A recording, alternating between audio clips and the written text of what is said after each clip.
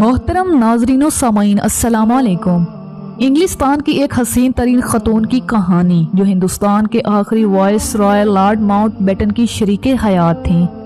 Edwina का ताल्लुक शाही खानदान से था और वो लड़कपन में ही लाखों की जायदाद की मालिक बन गई थी। एक ज़माने में उनके बारे कहा जाता था कि वे इंग्लिस्तान की खूबसूरत तरीन औरत थी।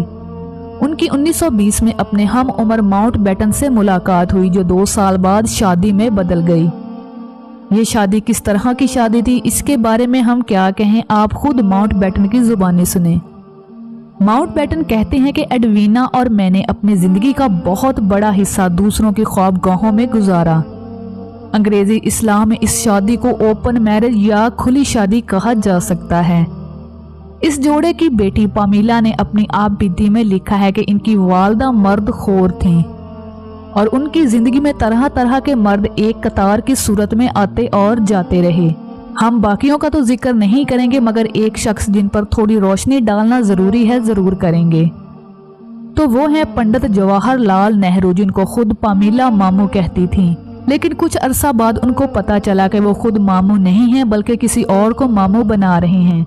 पामीला ने लिखा कि उनकी वालदा और नेहरू की पहली मुलाकात सिंगापुर में हुई जब माउंटबेटन अभी वायसराय नहीं बने थे। इस मौका पर एक बेहद फिल्मी सीन पेश आया।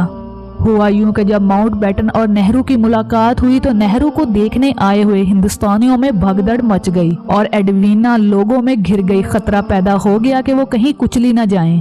इस मौका पर हिंदुस्तान के करिश्माती रहनुमा पंडित जवाहरलाल नेहरू किसी बॉलीवुड फिल्म की हीरो की तरह आगे बढ़े और एडवीना को हजूम के चुंगल से सही और सलामत निकाल लाए। पामीला कहती हैं कि उनकी वालदा ये कहानी बयान करते हुए नहीं थकती थी।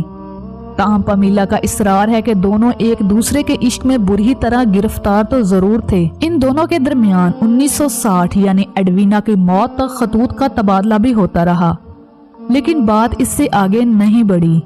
पामीला का तज्जिया है कि नेहरू रंडवे होने की वजह से खुद को बेहद तन्हा महसूस करते थे, जबकि एडवीना भी अपने खावन के रंगारंग अफेयर्स और मसरूफियात की वजह से एक अजनबी मुल्क में तन्हाई का शिकार थी। इसलिए दोनों एक दूसरे की तरफ मकनातीस की तरह खींचे चले आए। एडवीना नेहरू के नाम एक खत में लिखती हैं कि हमने जो किया या जो महसूस किया वो कभी भी तुम और तुम्हारे काम और मेरे काम के दरमियान हायल नहीं हो पाएगा, क्योंकि इससे हर शय तबाह हो जाएगी। जबकि नेहरू ने एडवीना को खत में लिखा, अचानक मुझे ये एहसास हुआ है और शायद तुम्हें भी हुआ हो कि हमारे दरमियान एक गहरी वाबस्तगी मौजूद है, एक ऐसी ताकत जो काबू से बाहर है जो हमें एक दूसरे की जानिब खींच रही है। पहले मुझे इस ताकत का हल्का सा एहसास था मगर अब इसने मुझे पूरी तरह बेबस कर दिया है। हम ज्यादा करीब आकर गुफ्तगू करने लगे हैं, जैसे हमारे दरमियान से कोई पर्दा उठ गया हो और हम किसी खौफ और शर्मिंदगी के बगैर एक दूसरे की आंखों में झांक सकते हैं। ताहम पामीला के मुताबिक ये मोहब्बत अफलातूनी ही रही, क्योंकि जवाहरलाल नेहरू एक इज्जतदार इंसान थे, इसलिए उन्होंने कदम आगे बढ़ाने की कोशिश नहीं की, वरना एडवीना तो ओपन मैरिज के लिए तैयार थी।